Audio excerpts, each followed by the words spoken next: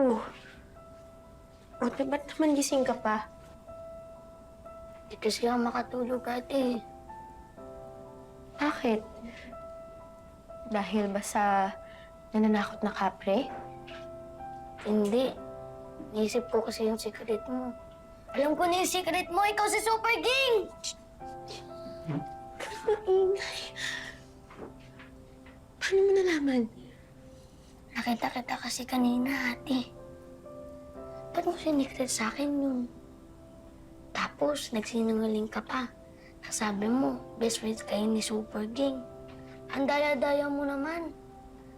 Tapos, yung pala, ikaw pala yun.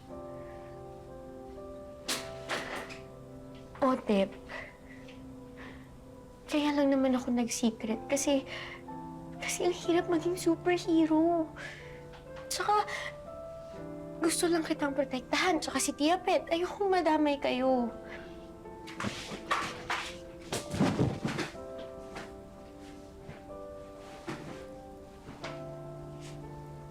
Balang araw, maiintindihan mo din. Pero, okay lang ba kung secret lang muna natin to?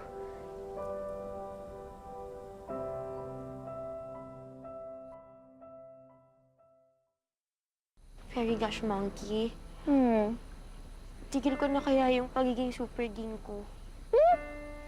Bakit? Kasi hindi rin naman talaga magtatagal yung pagiging super ging ko, di ba? Nakalaban ko naman na yung kapre, nakalaban ko na rin yung aswang. Siguro naman wala lang magpapakita na ang kalaban dito. Okay na yun. Yung totoo.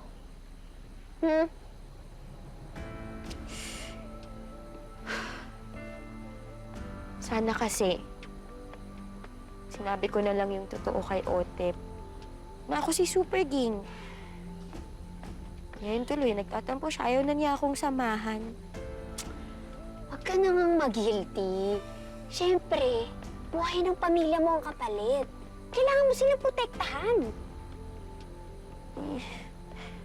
Ngayon lang kasi nagtampo sa akin yung kapatid ko eh.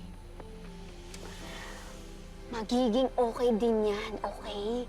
At hindi lang sina Tsakapre at sila Aswangit yung mga magiging kalaban mo. Marami pang susunod. Kaya ingatan mong pagiging super ging mo. Ingatan mo yung mga taong mahalaga sa'yo. Protektahan mo. Kaya mo yan, magpakatatag ka.